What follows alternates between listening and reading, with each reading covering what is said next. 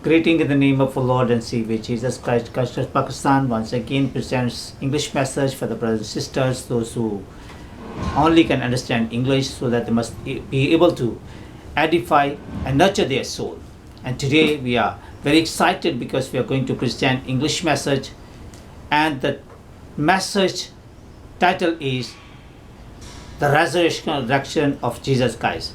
It's the Easter message and is taken from Gospel of Matthew chapter 28 verse 1 to 10. I will encourage you, please read the word of God, and then you will have a better understanding of the word of God. First of all, I would like to let you know that we can find these references in the Bible, the resurrection of Jesus Christ. The first is Matthew chapter 28 verse 1 to 10, Mark chapter 16 verse 1 to 15, and then Luke chapter 24 verse 1 to 15. And specifically I will encourage you to read Matthew chapter 28 from verse 26 to the end of the chapter, and you will have a wonderful understanding of the word of God. My dear brothers and sisters, resurrection of Jesus Christ is the backbone of Christian faith. Resurrection of Jesus Christ is the core of the Bible and our faith. Even Apostle Paul says, if Jesus is not risen from the dead, our faith is meaningless. And that is a good news.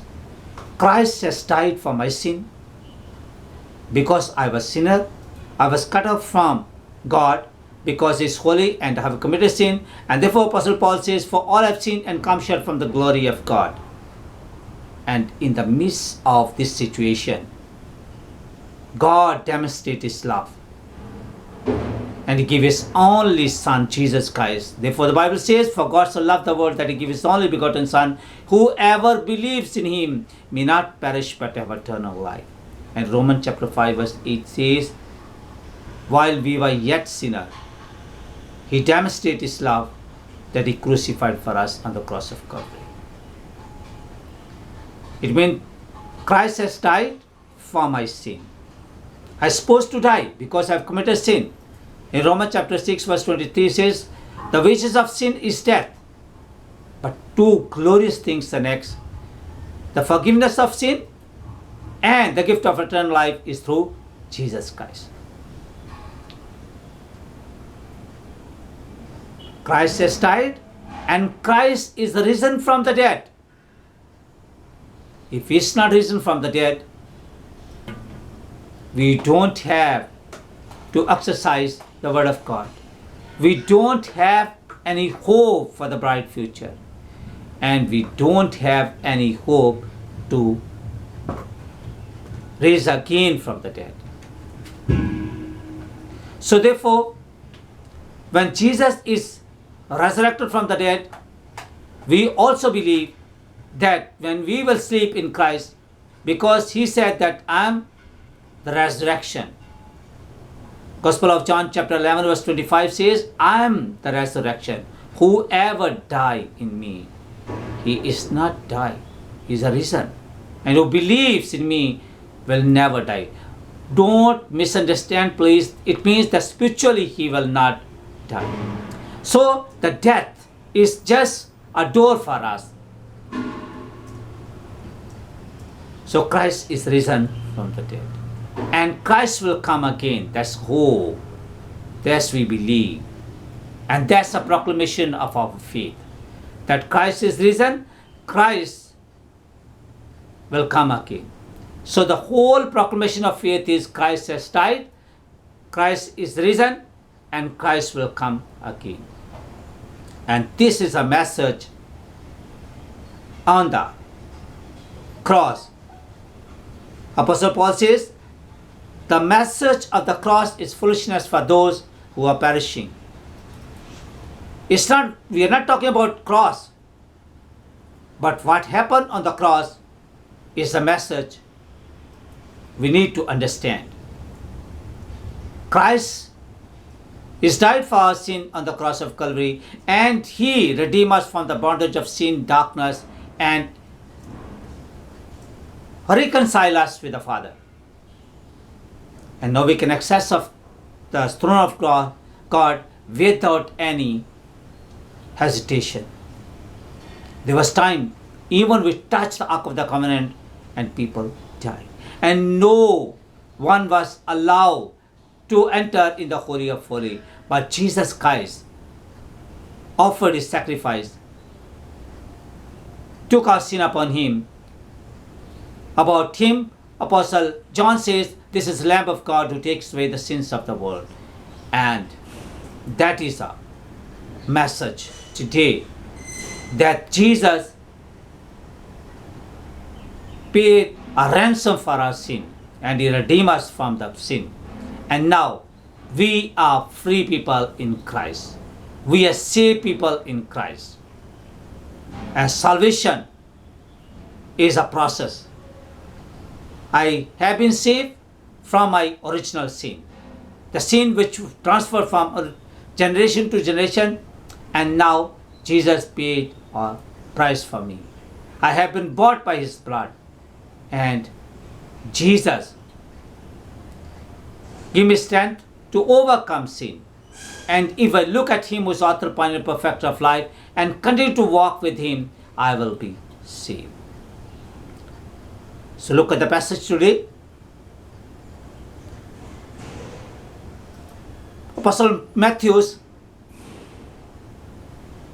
chapter 28 verse 1 to 10 says that Jesus is risen from the dead.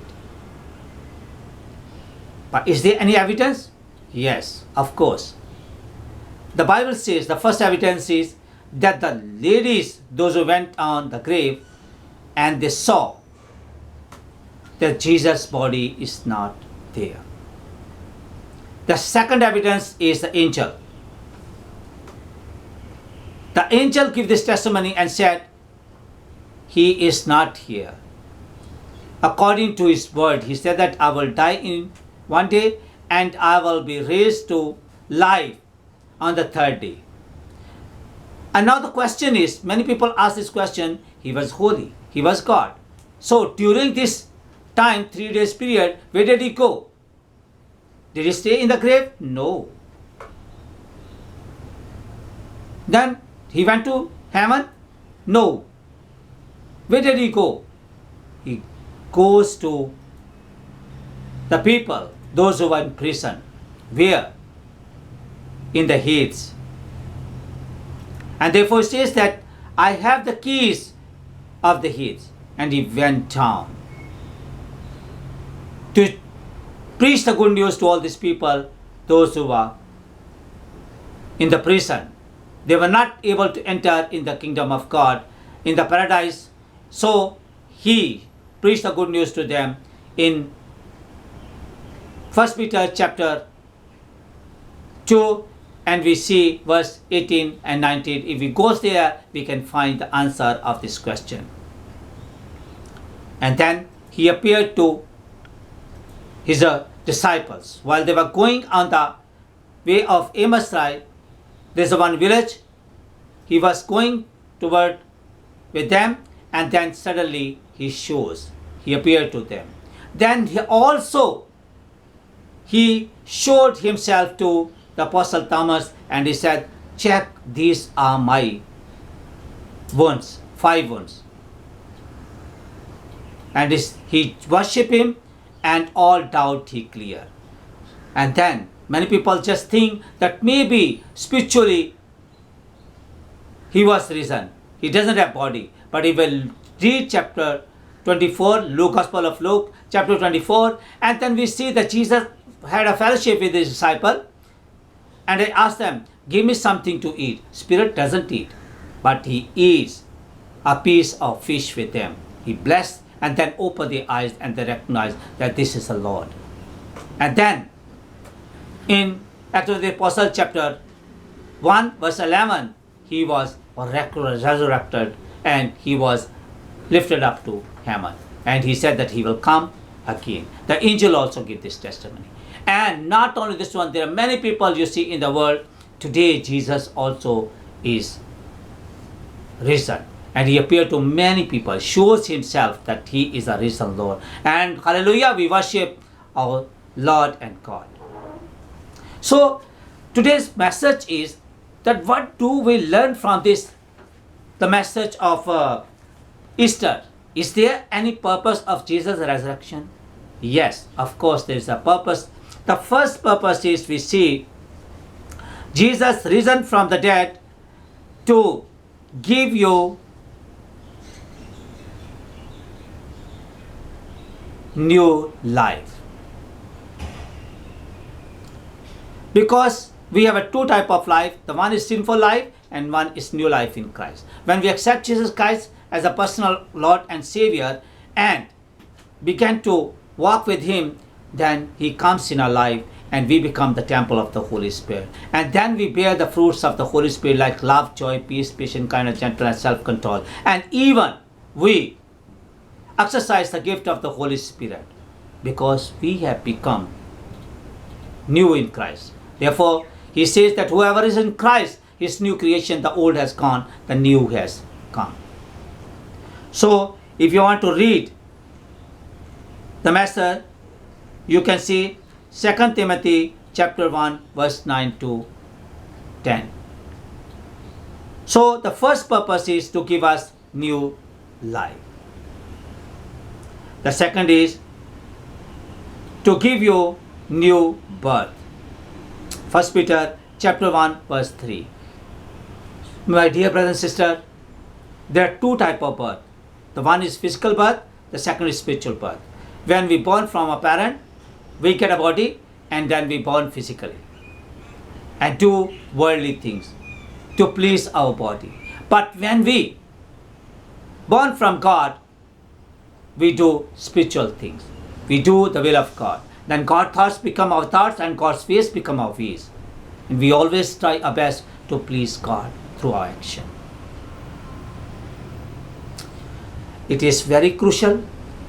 People, those who are not born again, they will not be able to enter in the kingdom of God. I'm not saying the Gospel of John chapter 3 verse 5 and 6 says, unless you were not born again by the Spirit and water, you cannot enter in the kingdom of God. And that is a destination of everyone. Therefore, Jesus Christ come to give us new birth so that we may born again spiritually and walk with him in this journey of faith. That's the second purpose of Jesus' resurrection. The third purpose is to give you new beginning. You begin your journey with God, but because of sin, you were separated. And now, he reconciled us with Father. He built up our relationship with Father. He enabled us to access. And therefore, he says, a mother can forget her infant child, but I can't forget you because I've scratched your name on my palm. Now God says, call upon me and I will answer you and I will reveal the hidden and concealed things which are beyond your understanding. And even he says, I plan for you to bless you and to prosper you and not to harm you and give you hope for the bright future. And through him, we have a new relationship. We can call God our Father and we can become a children. If we read Gospel of John chapter 1 verse 12, it says that whoever accepts him as a personal Lord and Savior, he gave him the right to become a children of God. So it's not that we are physical children, we are children of God because we are spiritually born from God. God is a spirit and he likes the worshipper who may worship him with spirit and truth. So therefore, we become a children of God when we spiritually begin our journey. And to give you victory over Satan. There were two big enemies. The first was Satan. He was roaring like a lion. He tried to find out the opportunity to kill and to crush and to destroy us. But Jesus Christ give us strength to overcome the devil. He showed. There's not a contradiction in his life. If we look at the Gospel of Matthew chapter 4, we see that he faced like us because he's fully God and fully man. So as a man, he faced all the challenges, the temptation, and he overcome. Even devil approached him when he was hungry and said that, ask this stone to become bread. So he said that, do not test God. Then he asked, I will give you everything, just you jump from the building, the temple. Then he also defeated. Then he said, I will give you everything in the world, whatever we have, because I'm the master of the world. So he said, no. There is only God, we need to worship him. So then devil was defeated. And on the cross, and when he risen from the dead, he just asked the death, where is your power? The death lose his power. So he has given us victory over Satan and over the death. Now the last question is, this resurrection of Jesus Christ, do you think it meets our daily need? Yes, of course.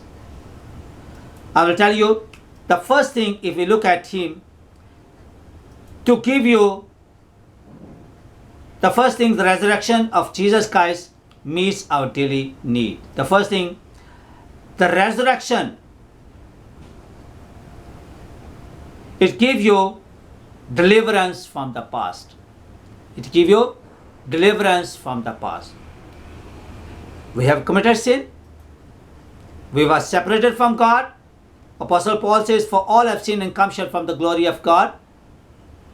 And because of this sin, we were not able to access God, and we were not able to enjoy his fellowship.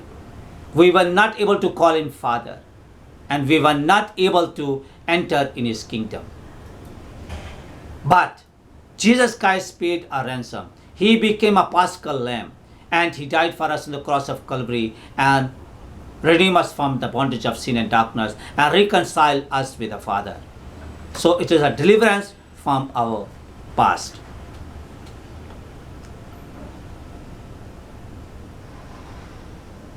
The second thing is, we can read the reference also, right? Colossians chapter 2 verse 12 to 15.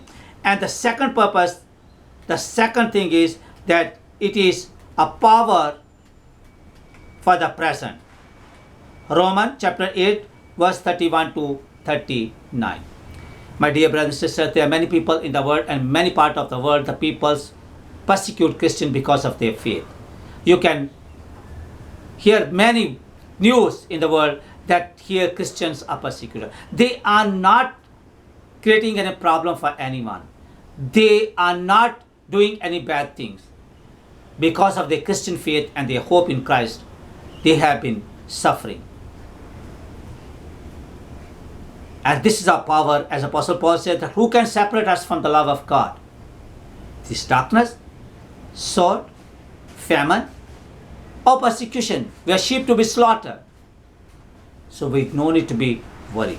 The Bible says, if you face persecution because of me and my gospel, you save your life. If you gain the whole world as you lose your spirit, so no point. So if we are working for gospel, if you are facing persecution because of their Christian faith and because of Lord Jesus Christ, the crown of glory and the crown of spirit is upon you. So no need to be worried. And it's a power of our present day. And the last thing is the resurrection of Jesus Christ is a hope for the future. Colossians chapter 1 verse 18. And this is our faith. 1 Corinthians chapter 15 verse 1 to 3. Apostle Paul says that this is our faith, that Christ has risen from the dead. Christ is died for my sin, Christ is risen, and Christ will come again. And everyone in the world, those are Christian and believer, and they are walking with God and have born again, they have this faith. And with a great joy, and victorious slogan they say that Christ is my Redeemer. I have been saved. My dear brother and sister, Christ's purpose on the cross will be only achieved if you repent from your sin. If you stop sinning. Those who are sinning, they must stop sinning. They must practice the word of God in their day-to-day life. They must do good things. They must help all people, those who are less fortunate, those who are helpless, those who are sick, those who are orphan, those who are widows, those who are poor and needy, must help out these people. And share the word of God. Share this good news that Christ has died, Christ is risen, and Christ will come again. And proclaim this faith, and you will be saved. And then you will be able to celebrate this banquet, to celebrate the resurrection of Jesus Christ, and then the purpose of Jesus' resurrection will be achieved. My praise to God bless you through this word. Amen.